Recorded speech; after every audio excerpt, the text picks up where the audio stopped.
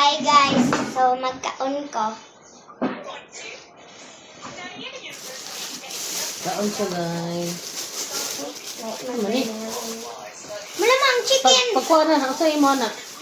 Daha, kinanglan doon. Dako kay na. Kanang gamay lang. Kamay. How about panin? Oo, manidag ko, te. Kaon.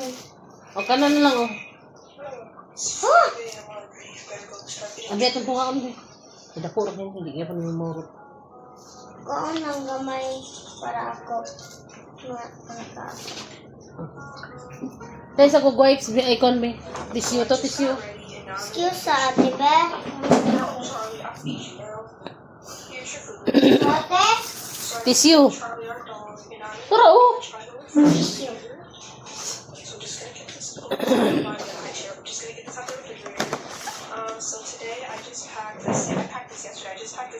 The morning feeling like pizza.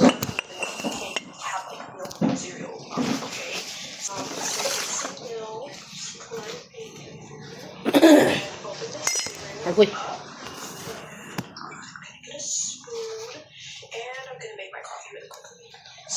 Sayo gigutom, guys. Ano sa'yo mo sudan? Chicken! Yang favorite.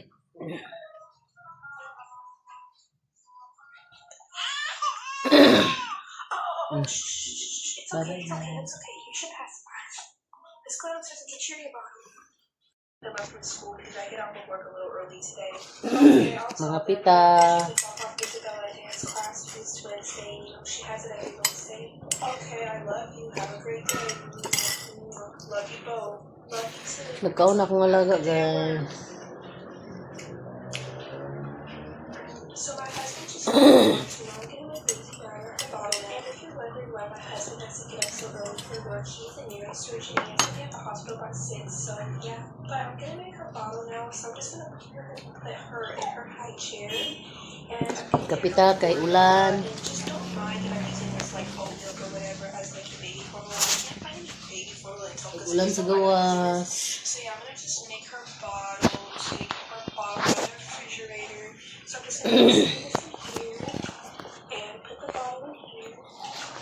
So her bottle is all done and nice and warm. So I'm just gonna put the milk back in the refrigerator and give the bottle to her. Here you go.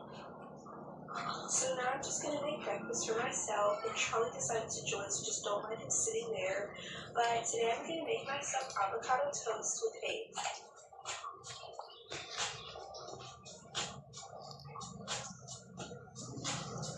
So I just got done making breakfast, and today I made myself some avocado toast, and guys, this looks amazing. Like, I cannot wait to eat this. And I also made me some peaches because I like to always have like fruit in my breakfast. And I made myself some tea, which the tea's supposed to be over there. And for breakfast, I just made her some baby food that she would like. Wow, kalami sa iyang kaon. Ngay daw ko. Puta. Ilan ka manyapon niya? We just got done with our breakfast. Bakit ka pala, ma? Malamang kung Nga sa kaon ka. Delivery mo yan. napay Sudan. chicken. The sink is like so filled up and it's like grossing me out all these dishes. So I'm gonna do that later. Every morning I like to read my Bible and pray, so that's what I'm gonna go to now.